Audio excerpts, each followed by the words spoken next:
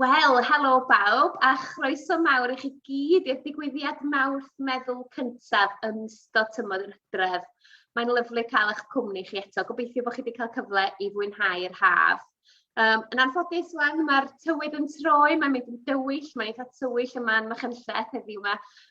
Ond da ni'n gobeithio bydd y digwyddiadau mawrth meddwl yma eto'n gyfle i godi calon ac yn gyfle i chi ymlacio a rhoi amser eich hunan yn ystod y tymor yma, achos da ni gyd yn gwybod pa mor bwysig ydy hunanofal a rhoi amser yn hunan yng nghanol y bywydau gwallgo o brysur.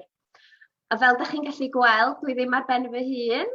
Mae gen i gwmni arbennig heddiw yma ar gyfer y digwyddiad. Dwi'n mynd i gyflwyno wan Paul Mason o Ganolfan Fwdhaidd Caerdydd. Ond fel ydych chi'n gweld ar y sgrin, nid Paul ydyw enw fo bellach. Mae wedi cael ei ordeinio gan y gymuned. A dwi'n mynd i drio ynganu'r enw newydd wan. Felly, Prajnavaca. Ydw i'n gywir fanna? Ydych. Hwre! Dechrau daw, a croeso mawr iawn i chi, a diolch i chi am cytuno i ddod heddiw ac i arwain y myfyrdod arbennig yma i ni yma yn meddwl.org. Ie, croeso. Gret. A o ran yr enw, cyn i ni symud ymlaen, oes ystyr arbennig i Prajnavaca felly? Oes, ges i fy ordeinio 2 flynedd yn ôl nawr yn lan mynydd yn Sbaen ac o'n i yn am fis cyfan. Ac wedyn rhoddwyd yr enw yma iddo fi, so nid fi sydd wedi dewis yr enw, ond mae'r enw wedi cael ei roi iddo fi. Ac ystyr enw yw yr un sydd gyda llais doethineb. So, fel dwi'n gweud, nid fi sydd wedi rhoi yr enw i fy hunan, bydde hynny braidd yn heillyg falle, bydde fe. Ond ni'n gweld yr enw yma fel ffordd i ymarfer, so mae'r enw yna wastad yn atgoffa fi o ble dwi eisiau mynd ar y daith arbennig yma. Ffantastig, wel am ddiddorol a dwi'n gallu dychmygu chi nawr am safle arbennig i gael eich ordeinio gwych. Felly, y Ganolfan Fwdhaidd yn Nghaerdydd i ddechrau. Sonia chydig bach am beth ydych chi'n neud yno, ac ers pryd ydych chi wedi bod yn rhan o hyn wedyn? Wel, dwi wedi bod yn mynd ers flwyddyn 2000, so mae'n eitha hawdd cofio, achos oedd y millennium yn troi, ac nes i ddechrau na'r gwrs yn mis Ionawr, y flwyddyn 2000. So, dros 21 o flynyddoedd nawr, wedi bod yn mynd na. Ac nes i'n gyntaf pam oedd fy mhlant i yn fach iawn. Oedd un yn 4 a'r llall yn 2. A nawr maen nhw'n 24, 22 ac 16, mae'n 3 o blant o fi nawr. Ac yn credu dyna un o'r resymau wrth edrych nôl. Achos o'n i'n twyd, mae'n lot o hwyl cael plant bach, mae'n lot o waith hefyd, a mae'n lot o straen na. Ac o'n i'n meddwl, be dwi'n rhoi i'r plant yma, pa fath o ddoethineb dwi'n rhoi iddyn nhw. A wy'n credu falle hefyd y millennium, falle hefyd ffaith bod y flwyddyn yn troi, y flwyddyn bwysig, ac yn meddwl, reit, dwi'n gwneud rhywbeth gwahanol.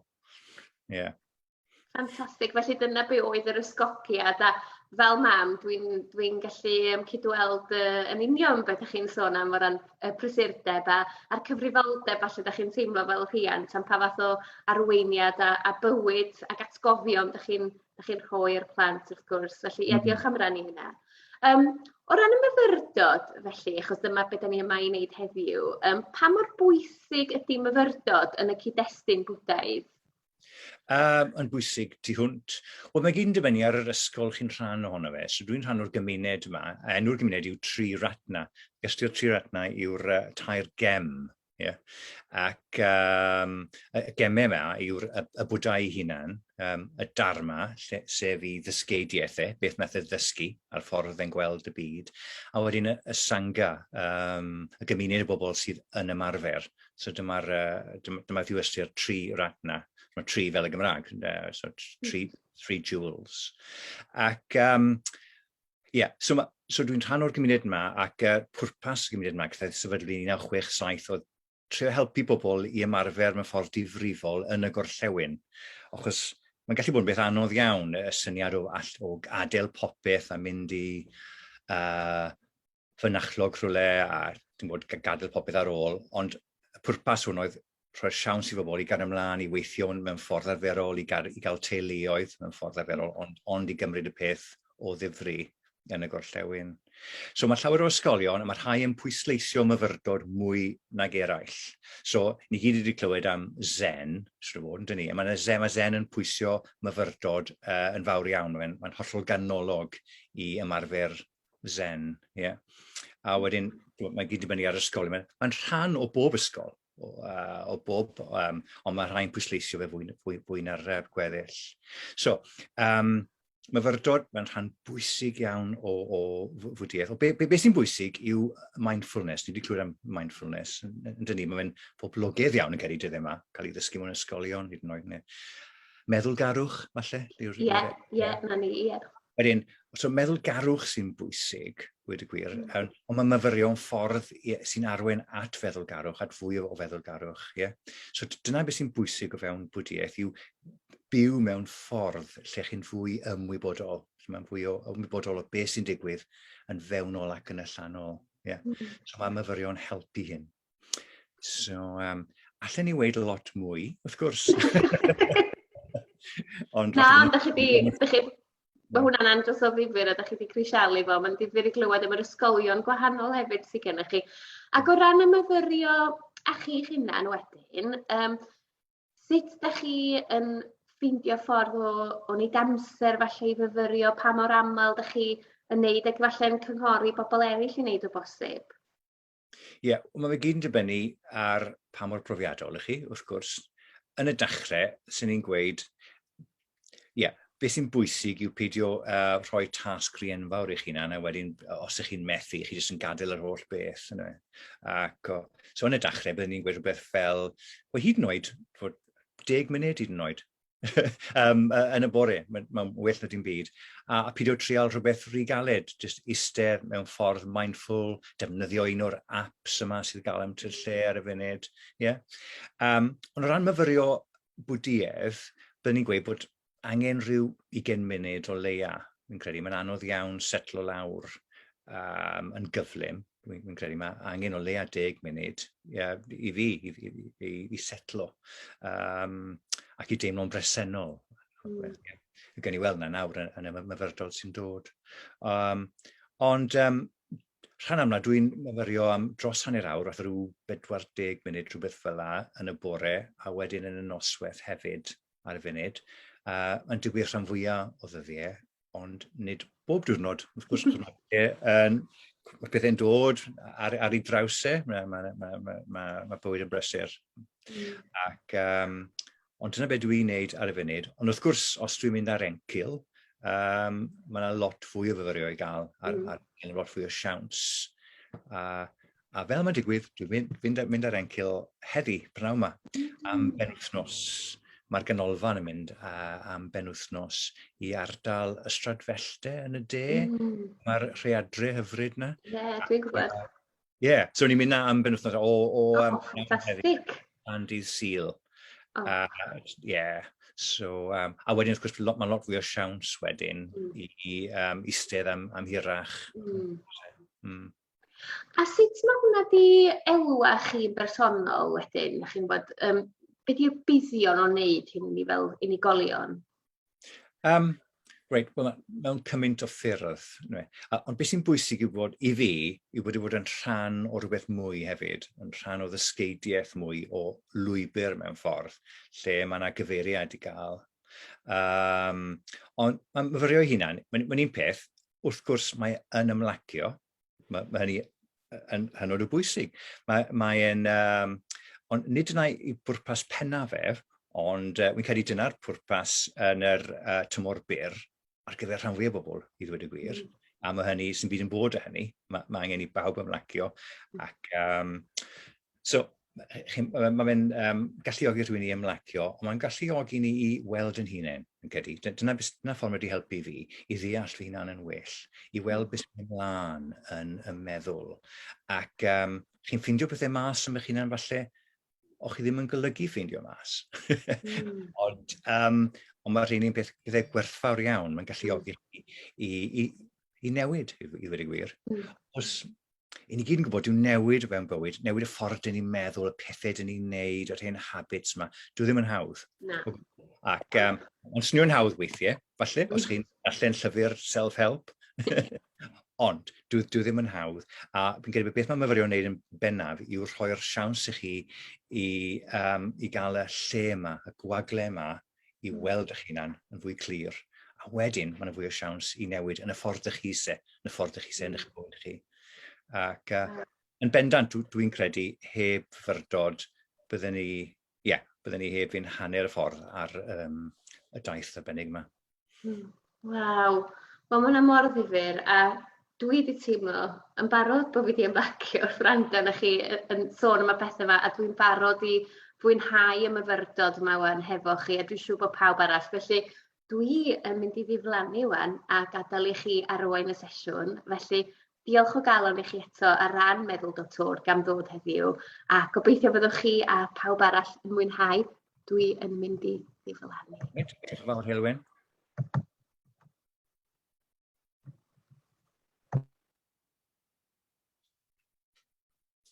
Iawn. So, croeso pawb. Diolch am tiwno i fewn a gwrando heddi. Nawr, mae hwn yn mynd i bara am rhywbeth fel 5 munud ar 20, falle hanner awr.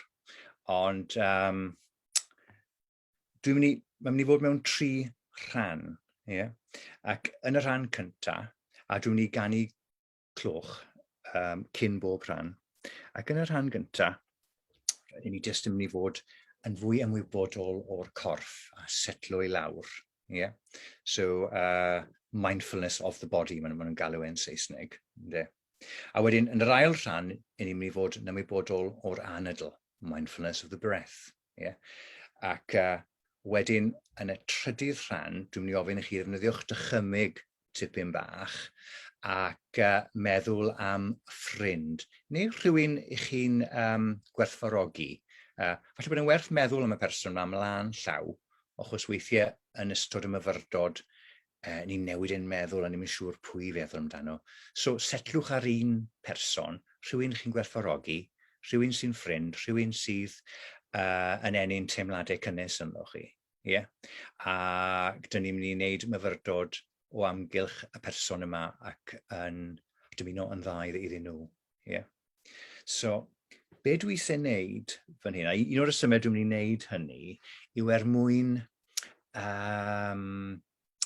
dangos y cysylltiad o fewn bwdhaeth rhwng myfyrio a moesau a datblygu y moesau.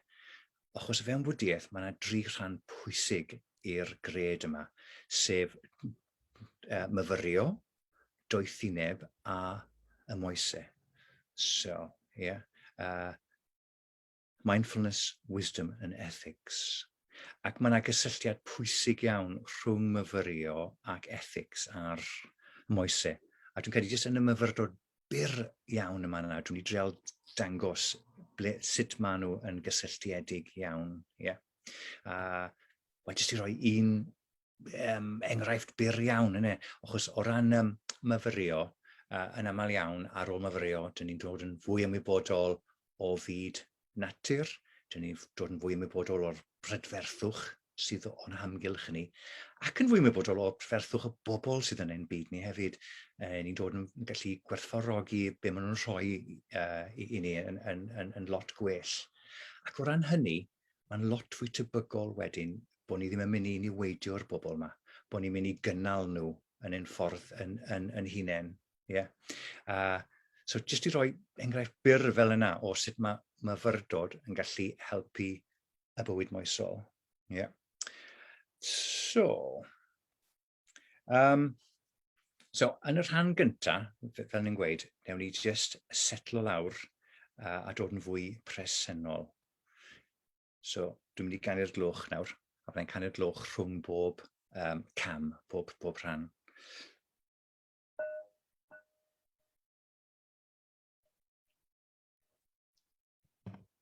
A gyda llaw, sy'n rhaid i chi edrych ar y sgrin. Allwch chi droi ffwrdd o'r sgrin, neu troi'r sgrin i ffwrdd. Allwch chi gadw'ch llyged ar agor neu cau nhw, mae fyny i chi. Ond y peth bwysig yw bod chi'n setlo ac yn ffeindio rhywle cyfforddus i iste, fel bod dim rhaid symud lot o fewn 25 munud nesaf.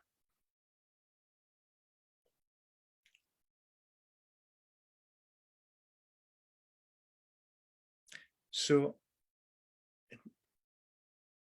newn ni ddod â'n ymwybyddiaeth i'r ffordd mae'r sedd, neu'r gader, neu'r glistog yn cynnal ein pwysau ni. So, allwn ni jyst adael y pwysau yma i gael eu cynnal. Gadael ein corff i gael ei ddal gan ddisgyrchiant, gan gravity. Does dim dewis da ni beth bynnag. So, newn ni jyst adael y corff yma i fynd. Os yn aml iawn, i ni'n dal ymlaen mewn ambell i le fan hyn fan draw. Falle bod yn werth sylwi ar y llefydd yma hefyd. Rhyw fath o ryw dyndra. Weithiau mae yn yr ysgwyddau. Weithiau mae yn y cefen.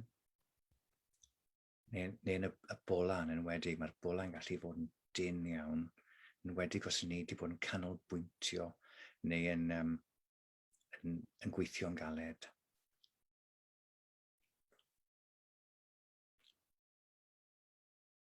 So mae gollwng y tyndra yma i fynd a jyst gadael y corff i gael i ddal a'i gynnal gan y sedd, gan y glistog.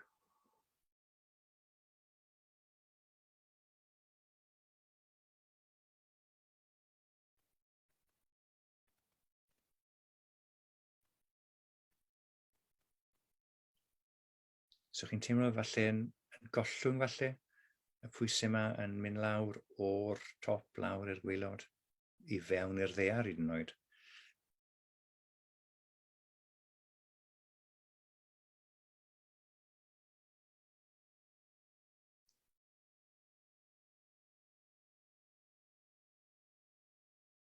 Ac wrth bod ni'n neud hyn, i ni'n sylwi.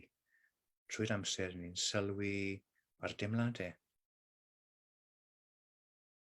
Falle bod y teimladau yma yn bleserus, yn ddymunol. Falle bod nhw'n neutral. Falle bod ni'n teimlo rhyw lot ar y funud. Neu falle bod yna deimladau poenus i gael yna. Corfforol neu emosiynol.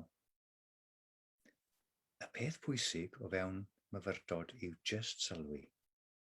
Ni'n mynd trio newid nhw. I ni just i dal nhw yn y ffordd ni'n dal y corff ac yn sylwi arnyn nhw. A wedyn, just gadael nhw fynd. So, dyn ni'n mynd ysgoi dim byd. Ni'n derbyn popeth.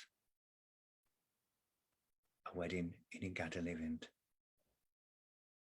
So, newn ni eistedd fan hyn am ryw chydig o funudau nawr. Jyst yn sylwi ar y teimladau gwahanol sydd yn y corff. Jyst sylwi pa mor hir maen nhw'n aros. A wedyn sylwi os nhw wedi mynd hefyd.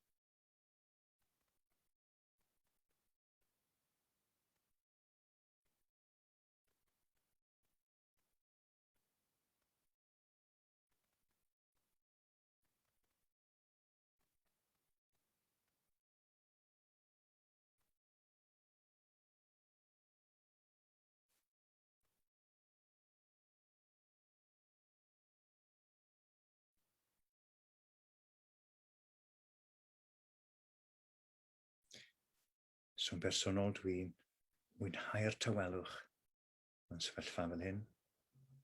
Dwi'n atgoffa fy hunan bod e'n beth gwerthfawr. Chos yn aml iawn mae'n gymaint o drybini a sŵn yn y byd.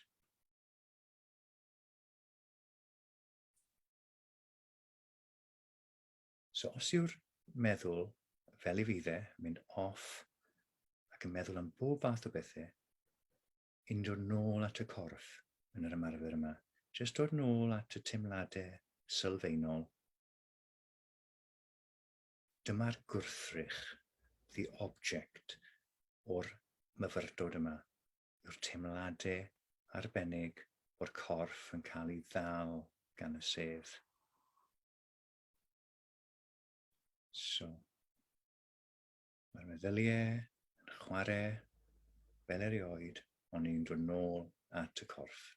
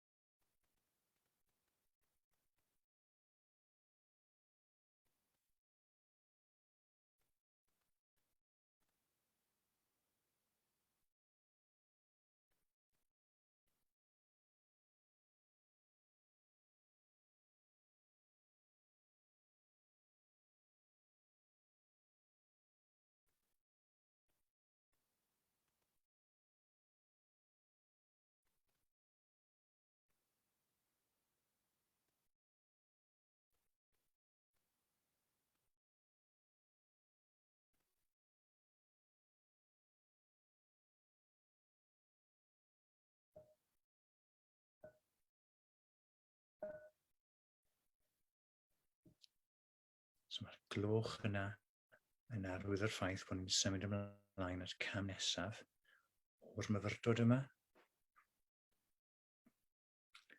So nawr i ni newid ein ffocws, newid yr ymwybyddiaeth tuag at yr anadl.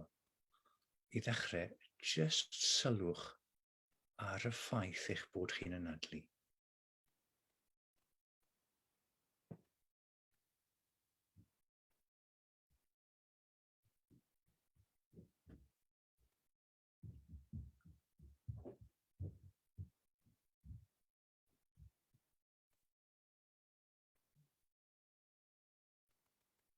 A ble ydych chi'n sylwi?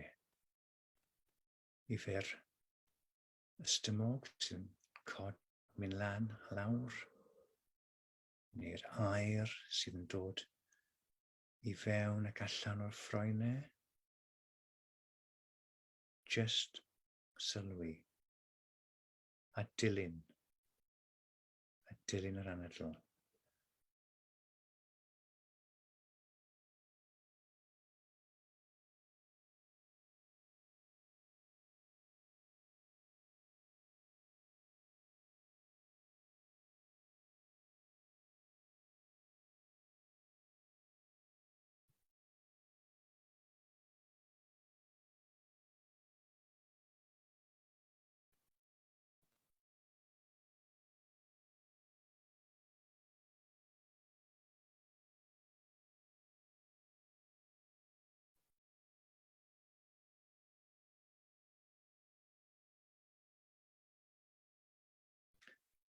So, dyma nawr ein gwrthrych ni, the object, o'r myfyrdod yma, yr anadl.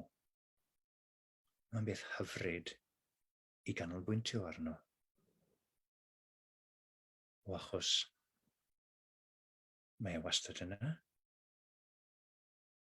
A mae'r ffaith bod jyst canolbwyntio ar yr anadl yn gallu creu y teimlad yma o ymlacio yn gyflym iawn, i ddweud y gwir. Nawr cofiwch, dyn ni ddim yn newid yr anadlu. Fel y corff, dim ond sylwi dyn ni'n neud. Dim ond i gadw e yna yn ein ymwybyddiaeth. Ni'n ymwybodol o'r anadl.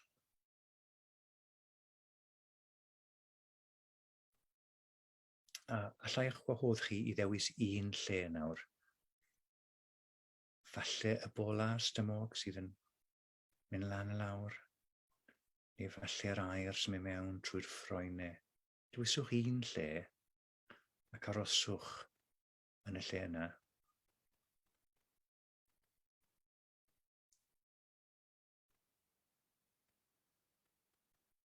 A defnyddio hwnna fel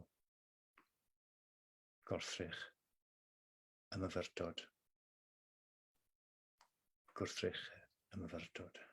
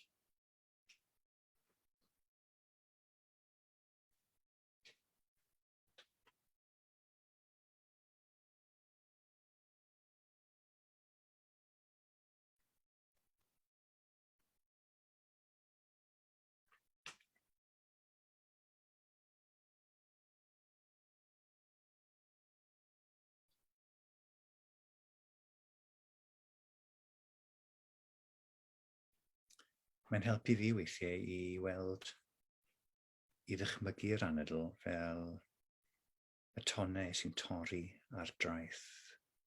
So mae'n dod, yn torri ac yn mynd mas eto, weithiau ymhell.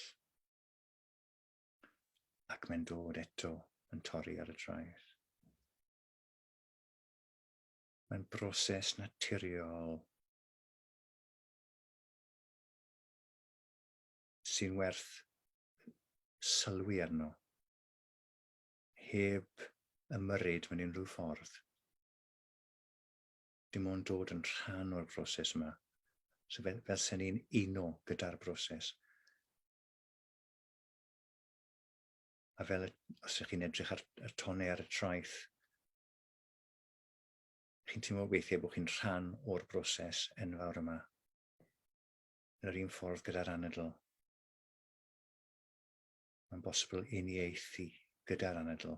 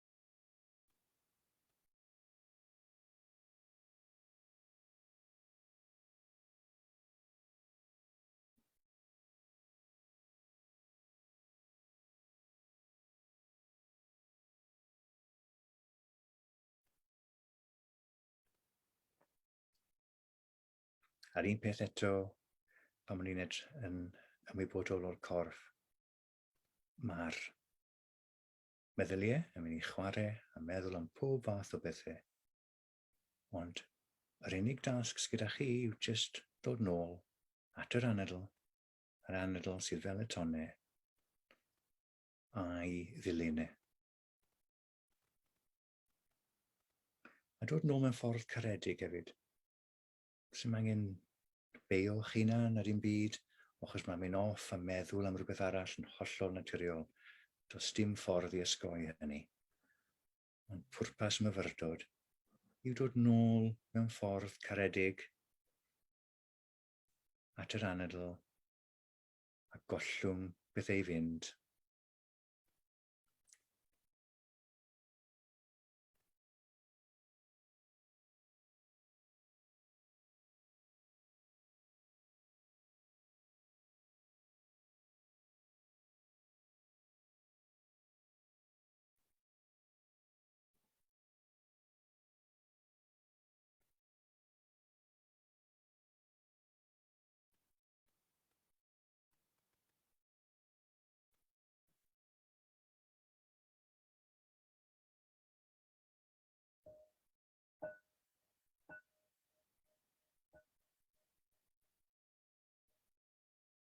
So, mae'r gloch na yn dangos bod ni wedi dod i'r cam ola, rhan ola o'r myfyrdod yma.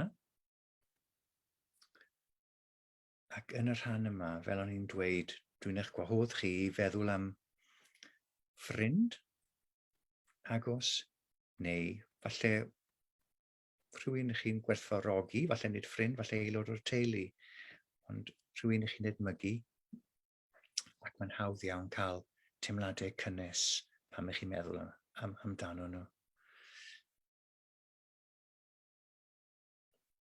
A beth dwi'n gwahodd chi wneud yw i gario ymlaen gyda'r ymwybyddiaeth o'r anadl. A jyst atgoffa'n hunain bod nhw'n anadlu nawr.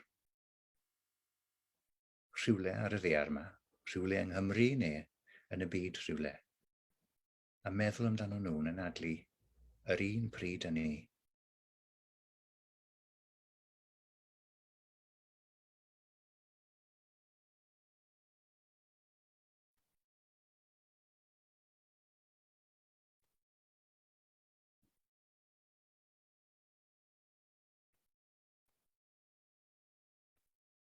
So anadlu gyda nhw mewn ffordd.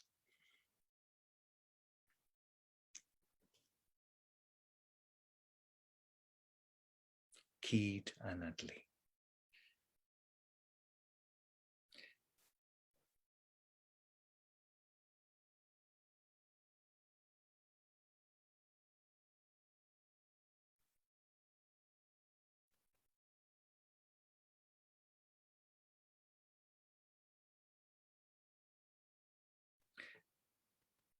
A wedyn, mae'r cam nesaf yn lot haws, jyst i ddechrau cydymdeimlo â nhw.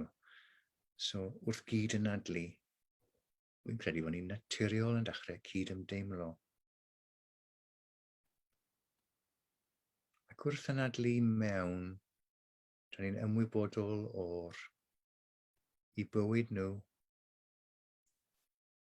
yn ei gyfanrwydd, holl trafferthion bach man sydd gyda ni a gyda nhw, yr holl rwystrau yma dyn ni'n delio â bob diwrnod.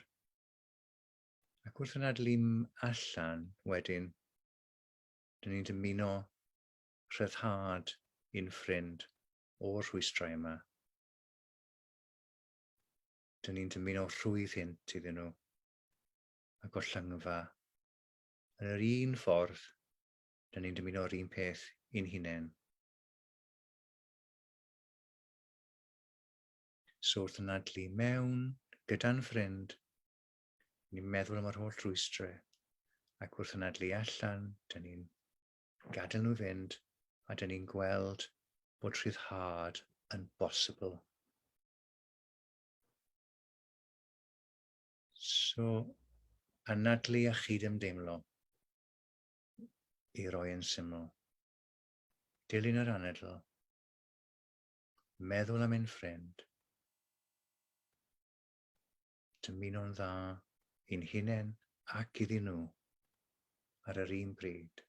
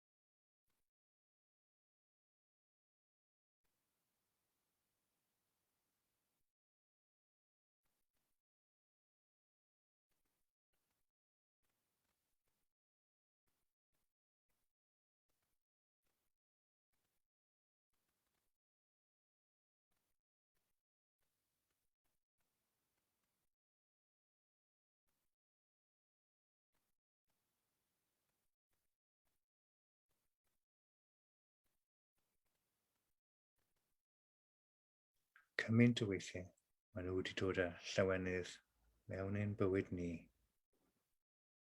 jyst yn dymuno llawenydd yn ôl iddyn nhw.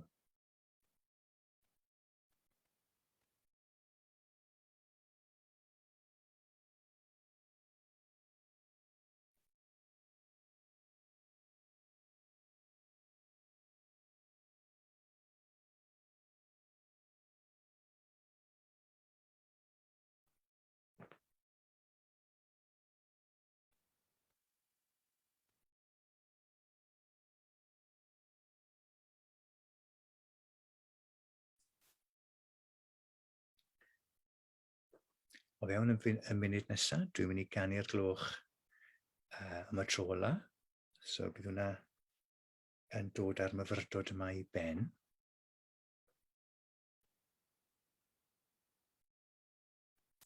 So alla'ch gwahodd chi nawr falle i adael yr ymdrech i fynd. Trio peidio wneud dim byd, meddwl am ddim byd am y funud nesaf. Jyst i weld os yw hynny'n bosibl.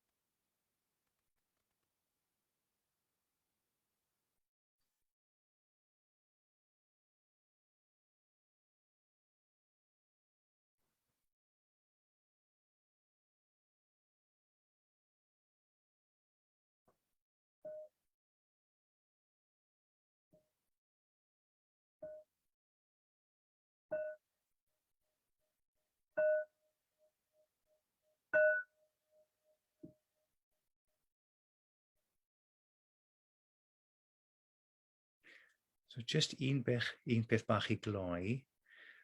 Fel o'ch chi'n clywed at y dechrau, dwi'n rhan o'r gymuned yma sydd yn cwrdd yng Nghaerdydd.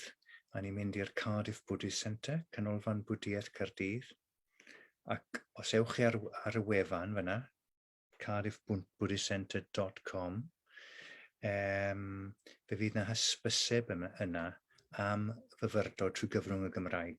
I ni ddechrau ar y 5 o Hydref. ac ni'n mynd i gynnal un bob pythefnos. Ni wedi bod yn neud hyn yn barod, ond ni'n mynd i ddechrau thema newydd ar y 5 o Hydref, a wedyn pob pythefnos o hynny mlaen am gwarter wedi 7, 7:15, 5th of October, os oes diddordeb ydych chi, ac mae'n bosibl cael y Zoom code popeth arall ar cardiffbuddhistcentre.com. So fe enw i yw Prajnavaca. Dyna fe enw Bwdhaidd i. A bydda i'n rhannu'r arwen y myfyrdod yma ar y nosweithiau Mawrth yma gyda tîm bach arall, gyda pobl mewn yn y tîm. Diolch yn fawr i chi gyd am wrando. Gobeithio newn ni gwrdd eto rhywbryd, falle trwy'r wefan yma neu ar wefan Cardiff Buddhist Centre. Ond wy'n dymuno diwrnod hyfryd, ymlaciedig a charedig i chi gyd. Hwyl am y tro.